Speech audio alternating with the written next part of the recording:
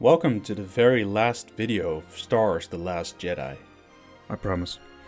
Since I'm a writer myself and I'm crazy about storytelling, fantasizing over what The Last Jedi could have been comes to me almost automatically. Now, I'm not a master storyteller, I still have a long ways to go in that department. Nonetheless, here's what I would have made of The Last Jedi had I, in some imaginary scenario, been handed Rian Johnson's draft of the script.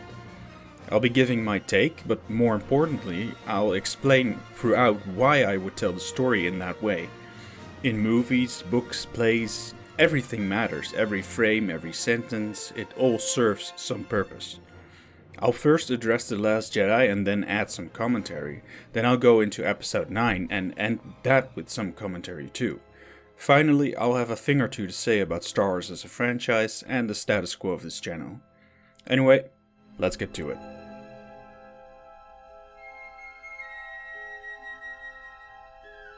Like I explained in my video about Luke's character, to make the new Luke believable, I would have a 10-minute sequence that shows him opening the Jedi Temple and taking on Ben Solo as a student. His days at this temple would be shown in a montage all the way until things go awry. That way, audiences won't be so jarred by the bitter and sulky Luke that they don't know. Important would be to specifically show Luke's side of things. We know Kylo Ren from The Force Awakens, and now we need to meet the new Luke. Also, Ben Solo needs to gradually change, not just have one scene where he's Ben and the next scene where he is Kylo. I showed the cinematic trailer for Knights of the Eternal Throne in the video about Luke as an example. Like that cinematic, this sequence doesn't even need to have dialogue.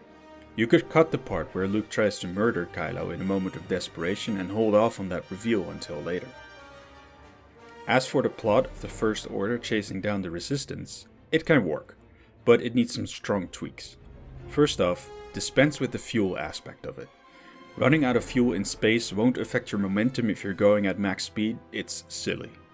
It just makes your plot unnecessarily contrived.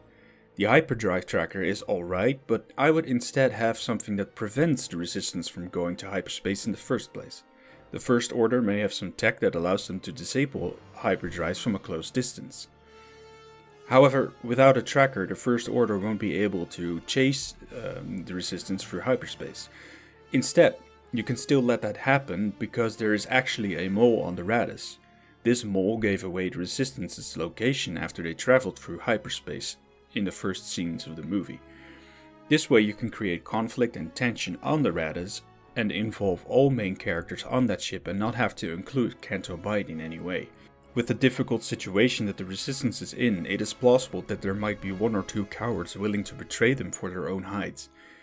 You can even use Finn as a red herring because he's the ex-stormtrooper and everyone would suspect him when he's not actually the mole. The real point here is to keep Finn, Rose, Poe, maybe not Rose, but Finn, Poe and Leia together. This frees up a significant chunk of screen time and makes the movie less of a chaotic mess to follow. Less point of views means potential for more cohesion. I don't intend to make my version like The Empire Strikes Back, but it is good to look closely at that movie and determine what made that story in the movie work. One aspect of it is the amount of point of views. You have Han and Leia, Darth Vader, and Luke and Yoda. In other words, 3 point of views. In The Last Jedi you have Luke and Rey, Poe, Rose and Finn, Kylo Ren, and in lesser extent Admiral Holdo and Hux. In other words, a lot. The saved screen time can instead be devoted to Rey and Luke because they are at the heart of this movie. I mean, it isn't called The Last Jedi for nothing. In terms of character, Luke can still be the way he is. After all, the flashback sequence establishes as much, and the audience will be familiar with him. However, this shouldn't last too long. Dropping hints that Luke can still be the old Luke should be dropped quickly as an indication of his arc. Using Rey as an instigator of this change is actually a good idea, but the way The Last Jedi handles it currently is poorly portrayed. It makes it seem like Rey has the moral high ground, and simply knows better than the old Jedi Master that by all means has far more experience than she does. No, instead make use of Rey's youth, and by youth, I mean her ignorance and naivety. Rey was raised pretty much on her own on a planet with one climate. She has an extremely limited view of the galaxy. In fact, The Force Awakens establishes that much when she says, I didn't know there was this much green in the entire galaxy as they arrive on Maz Kanata's planet. I would use this opportunity to use that ignorance and naivety as a positive trait. I mean, Rey's essentially a clone of Luke from A New Hope. She could remind him of how he once was. Basically, what I would do with both of these characters is have them undergo opposite character arcs. Luke would have a positive character arc and Rey a negative character arc. Rey comes to Luke believing the legend. He is a famed Jedi Master who pulled Darth Vader away from the dark side and thereby helped defeat the Empire. She is excited to finally meet him and learn from him, as she too might help the Resistance the way Luke helped the Rebel Alliance. But once on Acto and in contact with Luke, Rey's image of the man is broken down as she encounters a shattered man that has a nihilistic view upon everything and doesn't feel like doing anything at all. She doesn't quite know how to deal with this. Time and time again, Rey tries to spur Luke into teaching her things about the Jedi and the Force, but all Luke tells her is how she should forget about it. The Jedi, the Sith, it's all the same. Opposites of the same religion that claim the Force as theirs, or something in that sense. So Luke won't do a thing. Rey, however, still comes into contact with Kylo Ren the way it happens in the movie already. However, it is not because of Snoke this time. While at first hostile, the two gradually grow closer to one another as they seem to find common ground and infuse upon the Force. Rey vents her disappointment in Luke while Kylo hints at his defiance towards Snoke. Kylo Ren makes use of Rey's disappointment and kind of manipulates her into thinking she's better off on her own. Eventually her parents are brought up and Kylo points out to Rey that she still needs them, just like how he points that out in the movie. He tells her he will help them find them, but only if she turns herself in. Together we'll end this conflict, he says, hinting at wanting to kill Snoke with Rey's help. In return, Rey tries to stir Kylo Ren's thoughts by bringing up Han Solo again and again, making him doubt himself and thus creating conflict within Kylo Ren himself. Now before I go further, I want to talk about Luke's perspective in this. Upon his first meeting with Rey, he's broken, like I said. The news about the death of Han Solo hits him hard. In this version, we would have an extensive reaction scene towards that news because it is the instigator of what Luke will do near the end of the movie. Anyway, while he at first rejects Rey's presence, Luke is slowly taking more and more notice of her.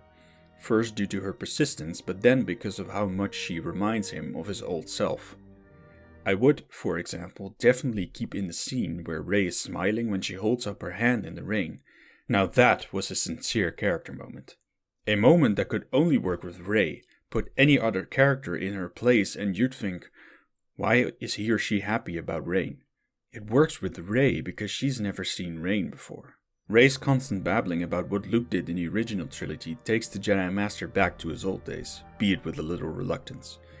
And instead of fearing that he would again become victim to his own hubris, he now sees the reason of his success at the time with Darth Vader. Luke is slowly believing in himself again. So now we've synced both Rey and Luke's plot a little. This marks the midpoint of the movie. In terms of story structure, this is often the point where a protagonist learns something that changes him or her from a reactive character into an active character. The supposed misconception he or she believed is flipped and the character is acting upon the newly learned truth, quotation marks. In Luke's case, he realizes that he should do something to help the Resistance and starts by teaching Rey. However, Rey learned from Kylo that Luke is not the saint everyone claims him to be and is bent on finding out why. Luke tries to tell Rey about how the Force doesn't belong to either the Jedi or the Sith, much like what he is saying in the movie as it already exists. But here, Rey isn't willing to listen. Thanks to Kylo Ren, she's more interested in what happened between Luke and Ben Solo. They have a few sessions until the tension rises to a point where both characters snap at one another. Luke tries to make Rey see how she's growing more and more attached to her negative emotions, but Rey isn't willing to listen. Thanks to Kylo Ren, she believes Luke to be a liar and doesn't listen at all to what he has to say. Luke eventually tells the truth of how he contemplated murdering Ben because of him turning to the dark side. This results in Rey leaving, just like in the movie. However, I would have Luke hide away in one of the compartments of the Millennium Falcon, maybe even have Chewie help him do it for old time's sake. Heck, it can even be a humorous moment as he stows himself away, having difficulty fitting in there because he's aged and is not so flexible anymore. Luke tiredly complains, just like old times.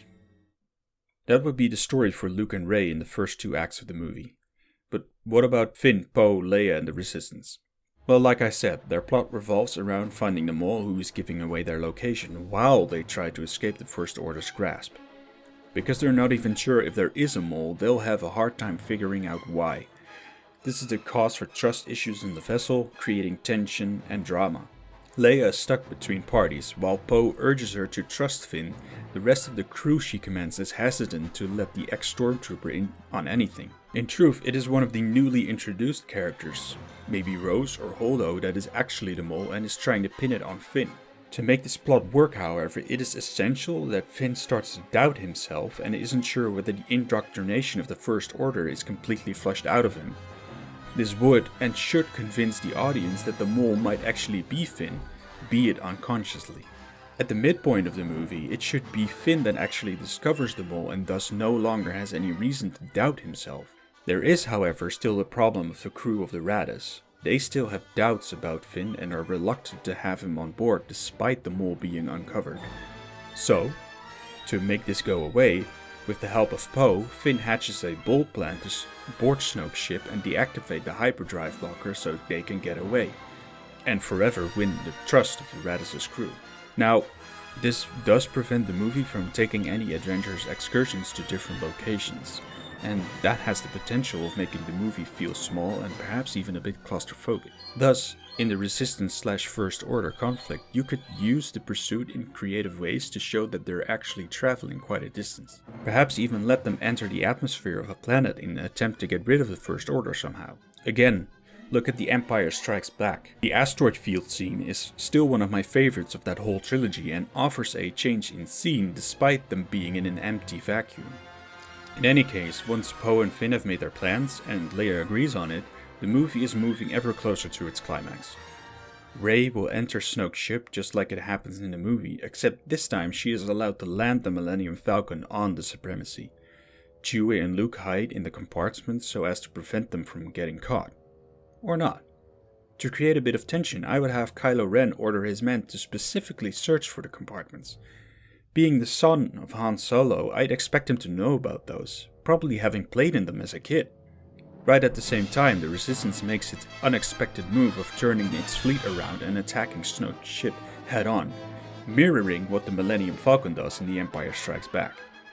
In the chaos of the space battle, a few smaller ships board the Supremacy, upon one of them, Leia herself. Upon hearing the alarms, the troops that were about to search the Millennium Falcon now turn to deal with the boarding party.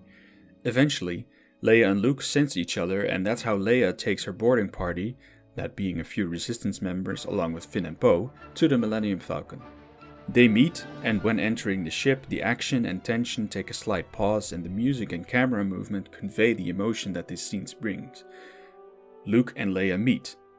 Luke appears from one of the compartments along with Chewie.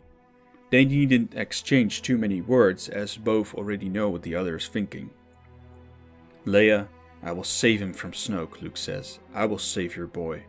Leia smiles and says, I know. Rey is brought before Snoke by Kylo Ren.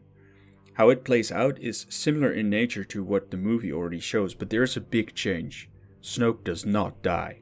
Kylo Ren still betrays him by, for example, refusing to strike down Rey on his order. This should convince Rey that Kylo might actually speak the truth about him wanting to help her find her parents, and is actually an ally. Snoke then orders his guards to kill Kylo Ren for his defiance. At first he fights them off on his own until Rey breaks out of her cuffs and comes to his aid. Now we have the scene as it happens in the movie already. Though Snoke is amused to see their wonky teamwork because it isn't that great, not as great as in the movie. Eventually Rey and Kylo win that fight, and then they both try their separate turns at Snoke. First Kylo Ren tries to kill him and then Rey makes her attempt, but they both utterly fail. Snoke is far stronger than they are. It is important to have them both fight him separately and be defeated so that the plot for the third movie is set up. I'll come back to that later. This is where Luke's arc in this movie comes to a close. Instead of sulking and thinking to himself how much he failed Kylo Ren, he now sees the core of the conflict, which is Snoke. All of the problems stem from him, and it is him that Luke must confront. Snoke tempts Kylo Ren into attacking Luke Skywalker, saying, "Here he is, Skywalker, your bane. Strike him down now and I may yet be able to forgive your defiance."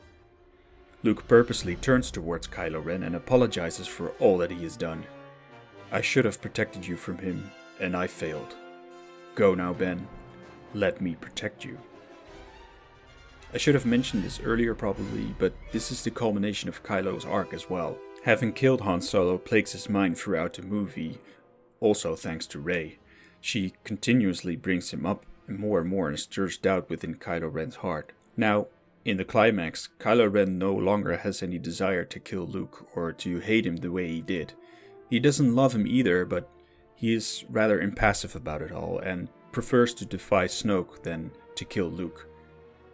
So Kylo Ren eventually just walks out the door into the elevator, but Rey is reluctant to do the same and wishes to stand beside Luke and kill Snoke. Specifically kill Snoke, not to work together with Luke, but to kill Snoke. We need that aggression in our heart. However, Luke denies that desire and instead says to Rey, "Your friends are around, find them and help them." And then finally Rey leaves as well, joining Kylo Ren in the elevator. A battle between Snoke and Luke follows, with Luke ultimately losing. Snoke ridicules him. "I have struck down the mighty Skywalker. There is no one left to stop me." Luke smiles as he slowly succumbs to his wounds and says, "The legends were overrated anyway. I'm no longer needed here." And he dies with satisfaction. Then an intimate moment follows between Rey and Kylo. No action, little music, and no one else around, just the ambience of the ship and the battle in the distance. Rey presses Kylo to tell her the truth, to reveal what he knows about her parents. She even goes as far as to display quite a bit of aggression. She turns on her lightsaber and threatens him. Kylo, seeming quite impassive about it all, just tells her the truth. Her parents are nothing. In this version, Rey's parents are still nobodies, but it is part of her negative character arc which comes to a climax here. Kylo Ren gives her the reason why she was abandoned, just like in the movie, which throws Rey in a kind of existential crisis, like a true millennial. But instead of brushing it off, Rey sets her sights on finding her parents, who are not dead in this version, and discover if what Kylo Ren says is true. Before that happens though, Kylo offers Rey another option. He doesn't want there to be conflict between him and her, because there's no need for it. "We needn't follow tradition," he says. "Just because you're a Jedi and I'm a Sith doesn't mean we should be enemies. Let us break free of those archaic standards. Let the two of us grow beyond the dichotomy that is the light side and the dark side, something beyond the First Order or the Resistance." But Rey refuses. The tension spikes and a short battle follows in which there is neither a winner nor a loser. They go their separate ways. The Resistance succeeds in shutting down the device that prevents them from hitting hyperspace and manage to flee.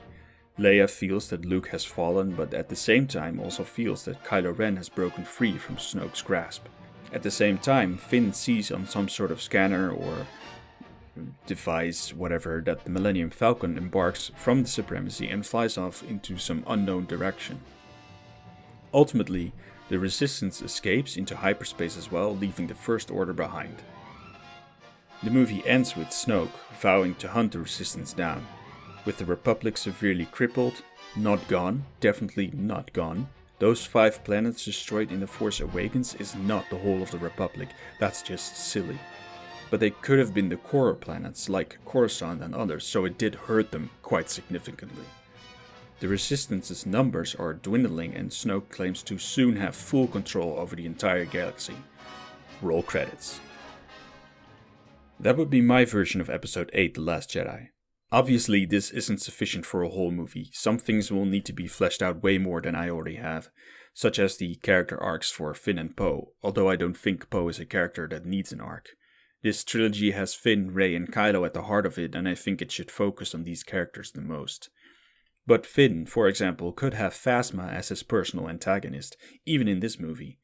When he doubts himself, for example, it could trigger memories of him being indoctrinated by her, which serves to establish Phasma's antagonistic nature to him, and give that character more screen time. It's no secret she's criminally underused. But as explained, Luke has a positive character arc while Rey has a negative one, kind of caused by each other. Luke begins to change because of Rey, and Rey begins to change because of Luke. I think doing it this way allows the movie to stay true to Luke Skywalker. The flashback sequence in the beginning helps us familiarize us with the new Luke, and then throughout this movie we see him coming back from that flawed position and return to who he was at the end of Return of the Jedi. Secondly, having Rey have a negative character arc is, I think, absolutely necessary for her. Having a negative character arc doesn't mean she becomes unlikable, it means she becomes flawed, thus allowing room for her to learn and overcome those flaws. This would do away with the Mary Sue traits that cling to her from the moment she's introduced in The Force Awakens. Also, it would actually create a hook into the third movie, something that isn't there in The Last Jedi as it stands. But wait, there is more. Episode 9, of course. I would have this movie start a bit similarly to how The Empire Strikes Back starts. In fact, I would take the whole crate sequence from The Last Jedi and use that to create the opening scene of Episode 9. Some time has passed, not just a few days, no, I mean like months, maybe even a year or more. Not too long though. Snoke has been hunting the Resistance relentlessly. Every cell that has existed has been rooted out. Yes, I would have there to be multiple cells, especially after the Republic being crippled by Starkiller Base. It would stand to reason many former rebels would have jumped to aid the Republic after 5 of their most important planets would have been destroyed. Anyway, the Resistance is at a losing streak and constantly running from Snoke. Now at Crate, or some other planet, it doesn't have to be Crate, the Resistance is convinced they have outrun Snoke and are able to breathe. But alas, Snoke is right on their tails and he initiates an attack that he himself spearheads along with Hux and Phasma. Now with the danger of retreading the Hoth battle, I would have Snoke go all out in an attempt to destroy the Resistance once and for all. I mean, his Starkiller Base was destroyed and the Resistance has been slipping through his fingers time and time again these past months. The man's patience has grown paper thin, he is pissed, not to mention overconfident since he killed the legendary Luke Skywalker. This could actually be used as a bit of propaganda that the First Order broadcasts throughout the galaxy in an attempt to create fear. Luke Skywalker is dead, be afraid. This battle should establish Hux as Poe's nemesis and Phasma as Finn's nemesis, and Snoke nearly succeeds in destroying the Resistance here.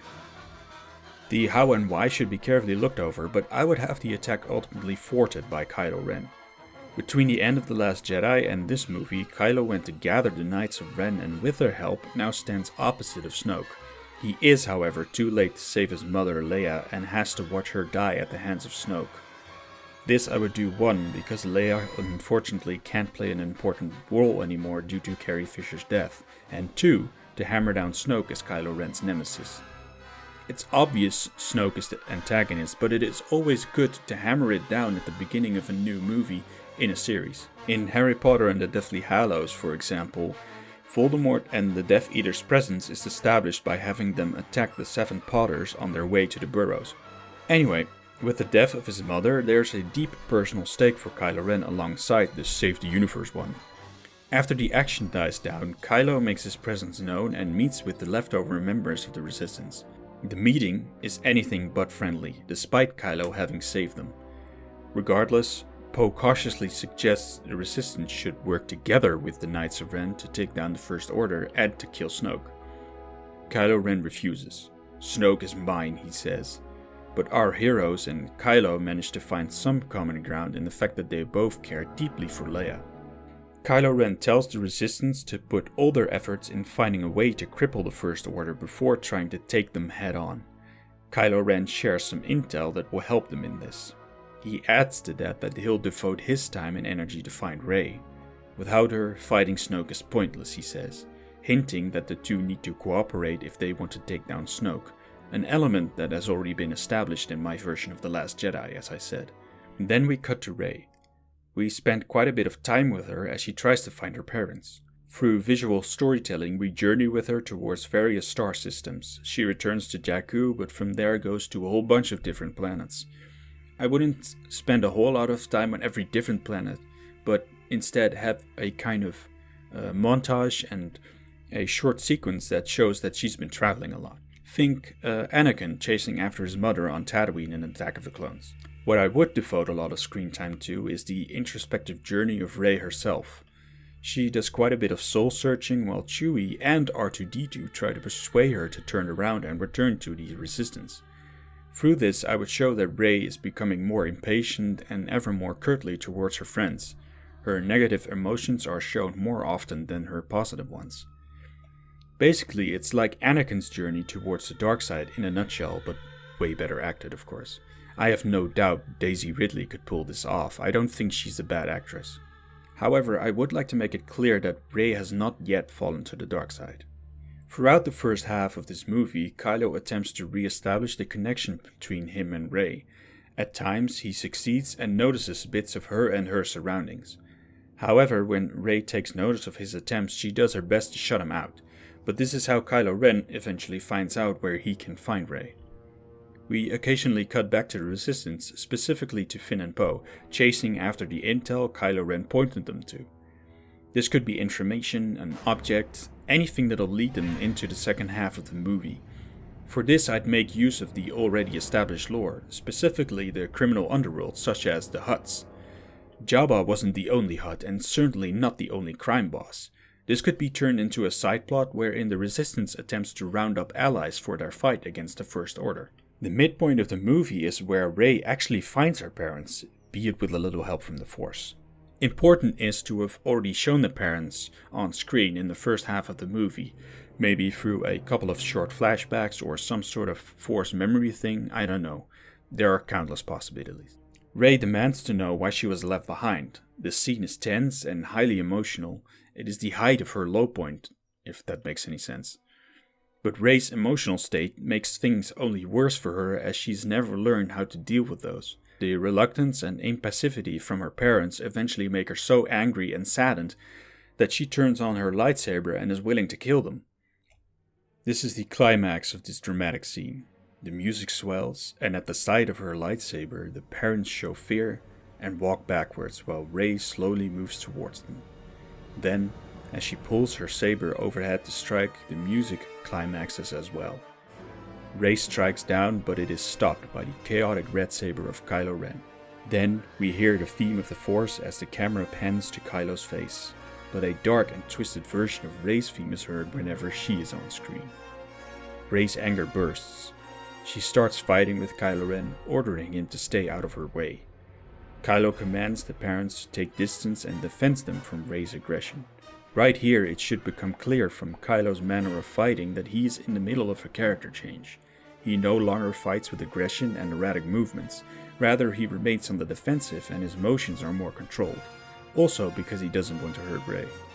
Meanwhile, Rey's fighting style seems a copy of Kylo's in The Force Awakens, or even Darth Maul's in The Phantom Menace. She cries aggressively and shouts while hammering down the saber in strong and uncontrolled motions.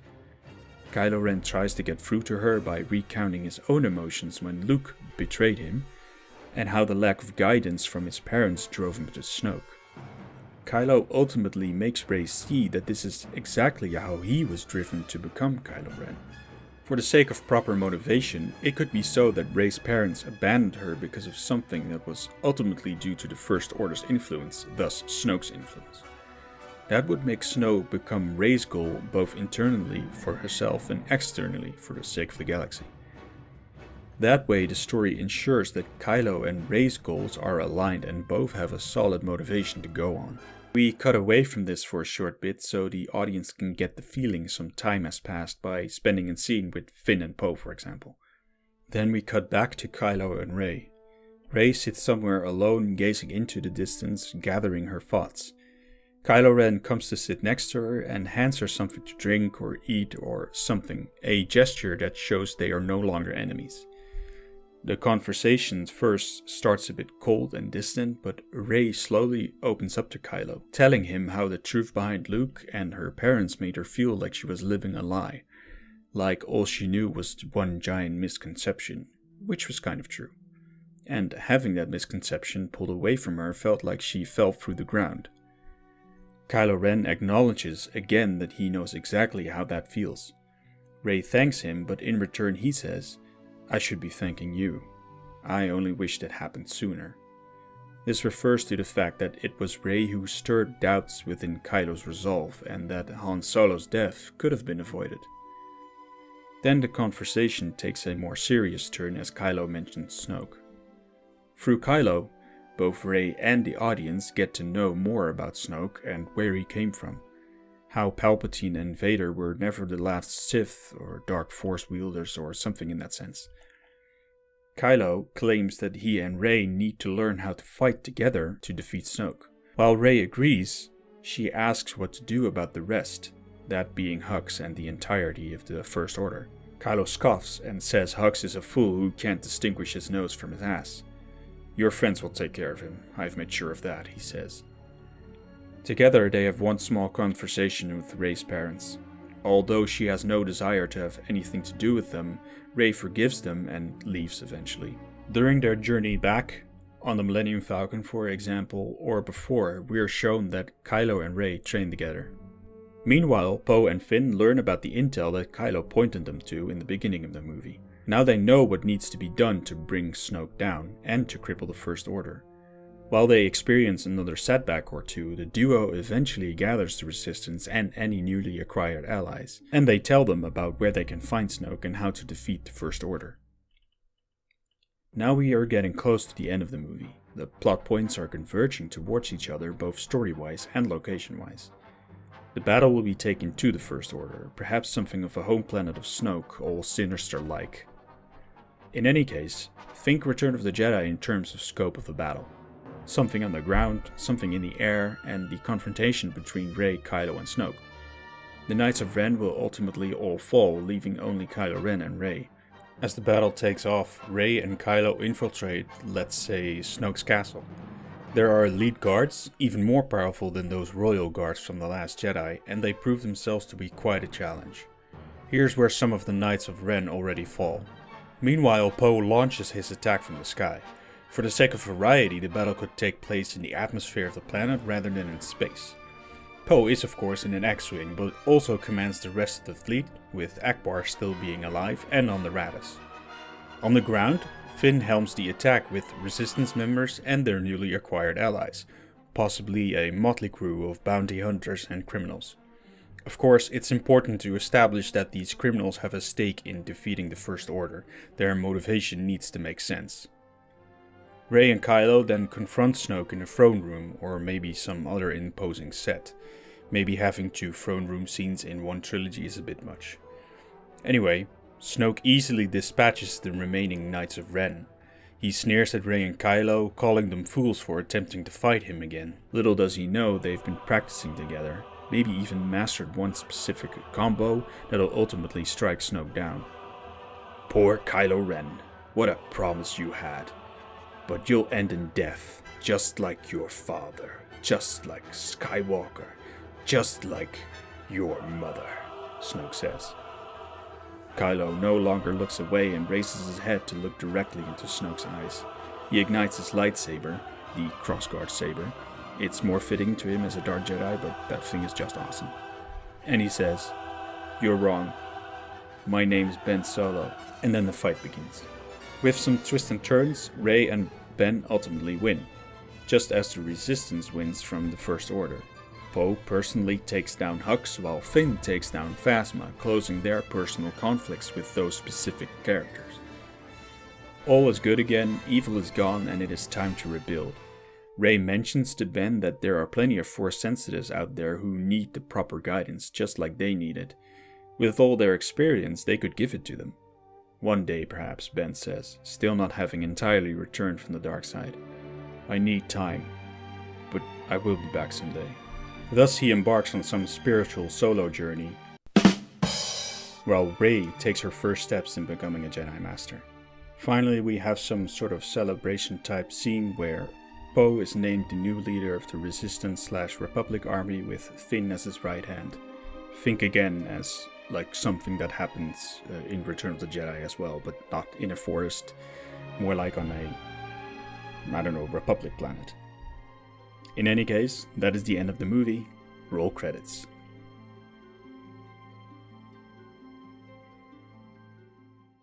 What'd you think? This took me about 3 to 4 hours to sprinkle out of my brain and onto my keyboard. Naturally, a lot of work would need to go into the details, but I think it's a pretty solid foundation to go from, even if I do say so myself.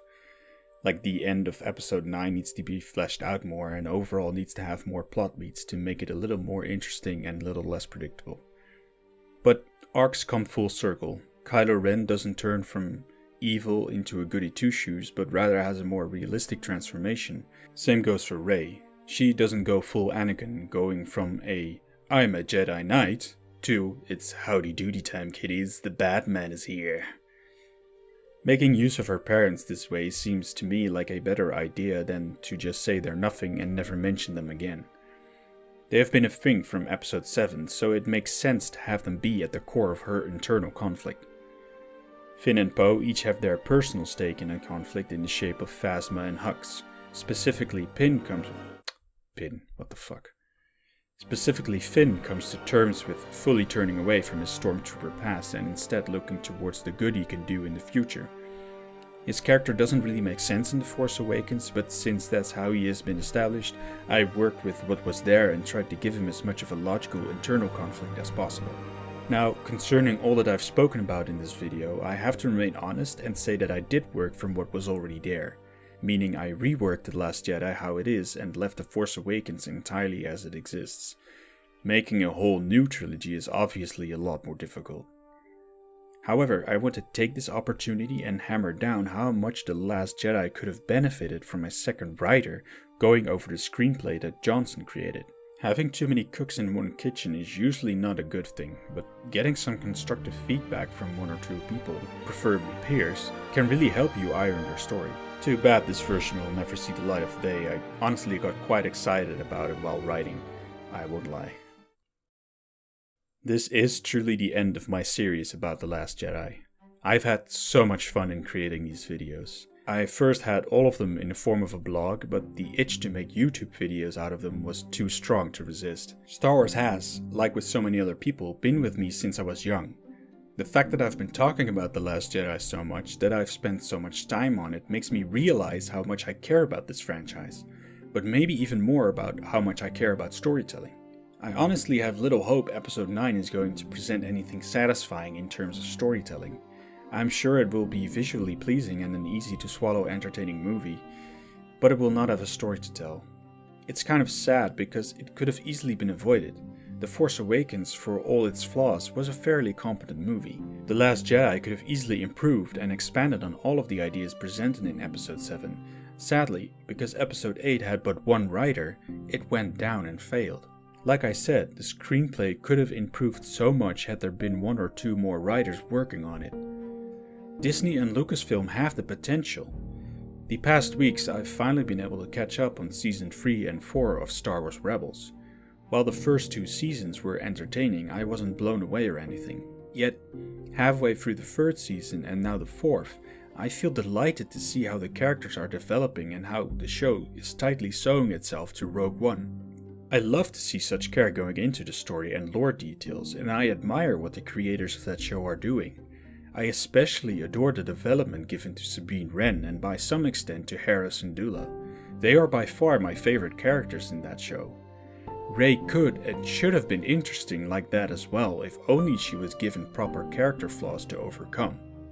Anyway, it is about time I wrap this up. This video has already gone long enough as it is. I cannot thank you enough if you followed this series from its inception, and even if this is the first video you're seeing, thank you. I truly hope you are getting something out of this, be it something about storytelling or just simple entertainment. As you may have noticed throughout the series, the format of my videos have changed quite a bit, or rather the visuals have changed. I think I have it the way I want it now, but I'm not promising anything. I might make a change or two. I have plenty of ideas and I'm excited to work on them. I hope to drop a video every week, but I cannot yet commit to a tight schedule, though most likely I'll drop the video somewhere in between Sunday and Tuesday. The next video will probably be about The Legend of Zelda Breath of the Wild, but no promises. I hope to see you there.